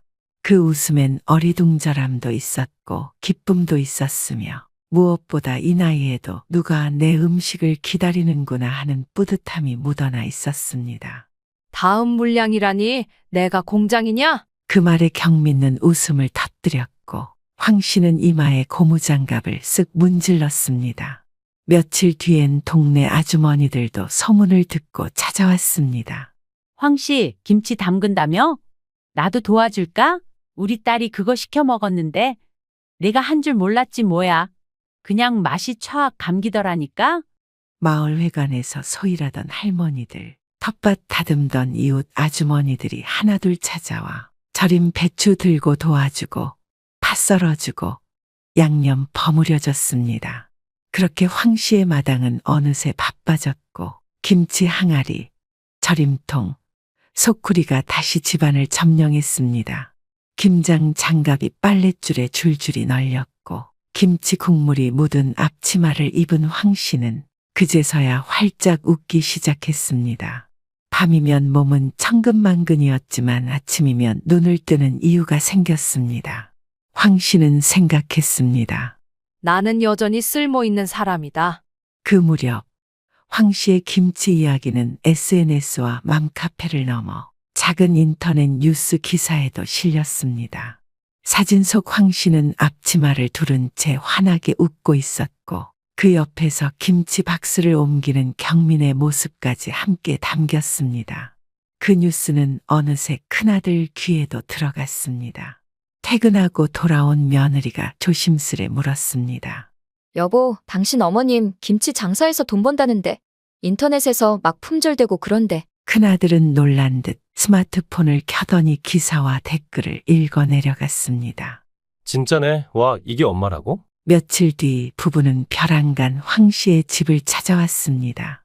황 씨가 마당에서 절인 배추를 뒤집고 있는데 문 앞에서 낯선 발소리가 들렸습니다. 어머님, 오랜만이에요. 황 씨가 고개를 돌리니 큰 며느리가 억지로 지은 듯한 미소를 띠며 손을 흔들고 있었습니다. 그 옆에서 큰아들도 멋쩍은 얼굴로 고개를 꾸벅 숙였습니다. 어머니, 요즘 바쁘시죠? 김치 장사 잘 되신다면서요. 품절됐다고 난리던데. 아휴, 어머님 손맛은 옛날부터 알았잖아요. 저희도 도와드릴게요. 포장 같은 거, 박스 테이핑이나 송장 붙이는 거라도 저희가 해드릴 수 있어요. 이제 와서 뭘 도와? 포장 안 해도 돼. 나는 김치 팔아도 너희한텐 한 포기도 안 줄 생각이니까. 옆에 있던 큰아들도 입을 꾹 다문 채 고개를 떨궜습니다. 앞으로는 내 걱정 말고 니들끼리 잘 살아. 나는 이젠 니들 밥 해주는 사람도 아니고 니들 집안 식모는 더더욱 아니다. 작은 아들이 슬쩍 미소 지으며 큰 형을 바라보았습니다. 엄마가 그렇게 만만했어? 이제 와서 웃으면서 찾아오면 좋아하실 줄 알았나 봐. 뻔뻔하기는 여태까지 사과도 없이 얼굴도 두껍다. 큰 형은 아무도 대답하지 않았습니다. 그리고 그날 큰아들과 며느리는 말없이 돌아갔습니다. 사람들은 더 이상 그녀를 할머니라 부르지 않았습니다. 이젠 누구나 자연스럽게 왕 사장님이라고 불렀습니다. 공장에서 돌아온 저녁, 황 씨는 경민아 단둘이 식탁에 마주 앉았습니다. 내가 여기까지 올 줄은 몰랐지. 그 말에 경민가 웃으며 말했습니다. 근데 엄마 진짜 잘해주셨어요. 황 씨는 조용히 고개를 끄덕이며 밥 한 술 더 떴습니다. 내가 언제 한번 사람들 앞에서 이렇게 당당해 본 적이 있었겠냐? 남편 떠난 뒤로는 그저 자식들 밥 챙기고 뒷바라지하고 늘 어디에 있어도 나는 그림자다 그런 마음이었어. 근데 말이야, 이렇게 김치 담가서 돈을 벌고 사람들이 나한테 사장님이라고 불러주고 직원들 하나하나 나를 믿고 따르는 걸 보니까 그녀는 작게 숨을 들이켰습니다. 내가 진짜 뭐라도 된 것 같구나. 엄마는 진짜예요. 그냥 된 것 같은 게 아니라 이제 진짜 된 거예요. 이제는 누구의 눈치도 보지 않았고 누군가의 뒤에 서 있는 사람도 아니었습니다. 평생 어렵게 살던 내가 이렇게 돈 벌게 될 줄 누가 알았겠니? 내가 아들 하나는 잘 뒀네. 엄마, 앞으로는 그냥 엄마 하고 싶은 거 하면서 살아요. 여행도 다니고 일하기 싫으면 그냥 푹 쉬고. 더는 참아야 할 이유도 눈치 볼 상대도 없는 하루. 그녀는 이제 누구의 그림자도 아니고 밥상 뒤에서 조용히 설거지하는 사람도 아니었습니다. 어떤 인생도 오직 누군가의 뒤에서만 살아야 하는 운명은 없습니다. 40에도, 60에도, 70에도 사람은 언제든 자기 이름으로 다시 설 수 있습니다. 황씨 할머니는 그걸 증명했습니다. 자식에게 휘둘리는 삶에서 스스로 선택하는 삶으로. 그렇게 황씨는 누구의 엄마가 아닌 황씨로 살게 되었습니다. 그러니 이 이야기를 듣는 모든 분들께 전하고 싶습니다. 당신의 삶은 아직 늦지 않았습니다. 우리는 늦게 피어도 여전히 꽃입니다. 오늘도 묵묵히 살아가는 모든 어머니들, 그리고 당신에게 바치는 이야기였습니다.